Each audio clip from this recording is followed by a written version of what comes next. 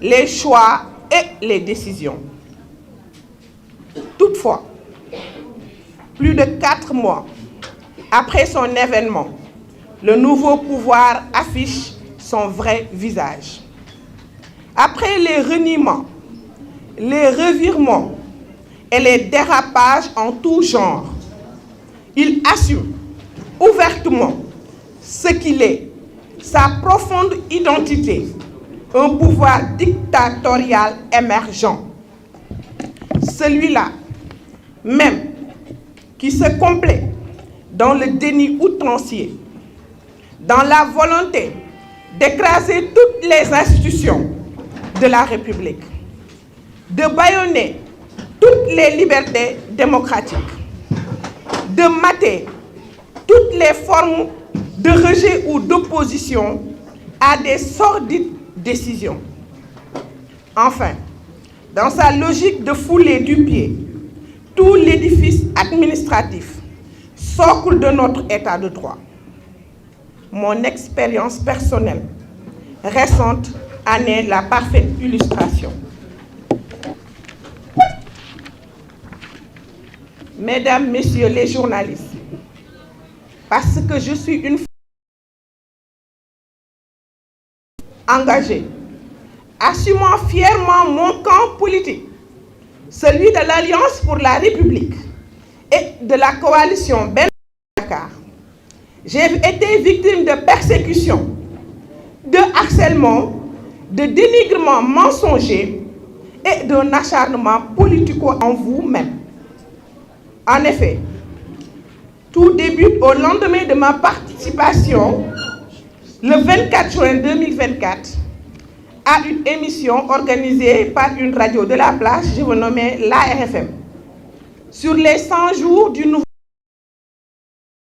Certainement, les adeptes de la pensée unique, souhaitant une opposition de confort, avaient souffert de mes critiques tranchantes, car dès le lendemain était enclenchée une brutale opération de démolition de ma personne. C'est ainsi, le 24 juin 2024, invité à l'émission RFM Matin, après 90 jours d'exercice de pouvoir par le président Bassirou Diomaye Faye, le 25 juin, le lendemain, je reçois la lettre de la mise en demeure avec le sort confidentiel par mon ministre. Le 26 juin 2024, je dépose la réponse de lettre accompagnée d'une lettre de démission adressée au président de la République, je veux nommer son Excellence M. Bassirou Diomaye Faye. Le 27 juin 2024, le lendemain, n'ayant pas reçu de réponse à ma demande de démission, je suis systématiquement retiré du groupe de travail par le secrétaire général.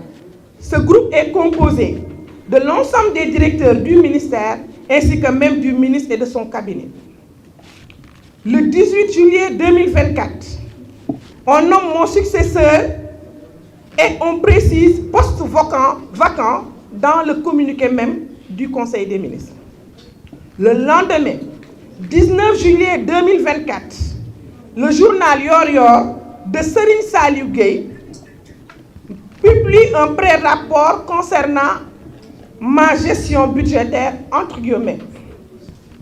Le 23 juillet 2024, je reçois un coup de fil de l'agent du bureau de courrier qui voulait passer chez moi pour me remettre un courrier dont la nature n'a pas été précisée.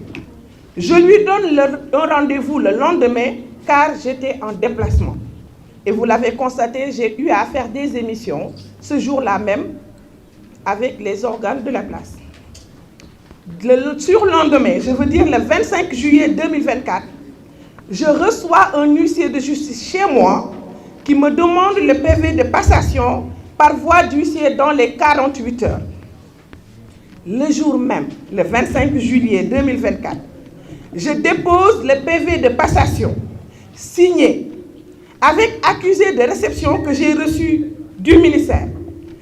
J'ai déposé le PV avec toutes les clés. Je veux nommer celle de la voiture qu'on m'avait affectée, que je n'ai jamais utilisée, parce que c'est une R21. les clés de mon bureau et les cartes carburant ainsi que du péage. Le 2 août 2024, je reçois la convocation de la gendarmerie de recherche de Keur Massar, me convoquant pour le 5 août. Le 5 août 2024, je suis auditionnée à la gendarmerie de recherche de Keur Massar de 11h à 19h25 sur la plainte du ministère, représentée par son secrétaire général, M. Gorgui Ndiaye, dont l'objet était recel de documents administratifs. Le lendemain, le 6 juin 2024, je fais une passation au ministère sur ma proposition avec un agent de ma direction qui a été nommé par arrêté le 12 juillet 2024 en présence de l'IAF et de mon avocat pour des raisons sécuritaires et de respect de mon honorabilité. Puis, je retourne à la gendarmerie et je suis entendu par le major Kandi sur le PV de passation qui a été signé sans réserve par les parties, à préciser, sans réserve.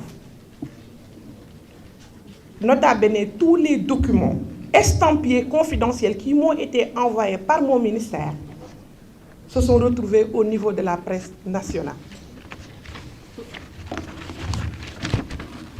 Mesdames, Messieurs les journalistes, la reddition des comptes est une absolue nécessité dans une république et tout état de droit digne de ce nom. J'en suis une farouche partisane et il ne saurait en être autrement pour moi, qui suis républicaine et démocrate convaincue. Mais ce que j'ai vécu et dont je ne vous ai fourni que les fragments les plus significatifs est hors de ce champ. J'ai été simplement une victime. Oui, victime d'un acharnement sauvage visant à m'humilier, à me briser dans ma dimension d'opposante, dans ma dimension de femme et dans ma dimension humaine. Oui, j'ai été victime de l'incurie d'un antisystème, devenu système, avec ses logiques d'élimination de toutes sortes et personnes d'opposition. Ce qui s'est passé avec moi est étranger aux principes administratifs primaires et atypique. De 1960 à nos jours, aucun agent n'a été convoqué pour passation de service, a fortiori un directeur national. Ce qui s'est passé avec moi, prolongeant toutes les forfaitures et autres actes antidémocratiques perpétrés par le nouveau pouvoir, est une alerte pour toute l'opposition sénégalaise et pour tout le peuple sénégalais. Ceux qui nous dirigent sont violents et nourrissent le rêve d'installer la dictature et la violence sur toutes ses formes. Au besoin par la destruction de la cohésion nationale, l'exemple de l'Église en est une parfaite illustration et plonger notre pays dans le pire des chaos. Mesdames et messieurs les journalistes, je vous remercie de votre attention. Diégui Diop Fall, militante de l'APR.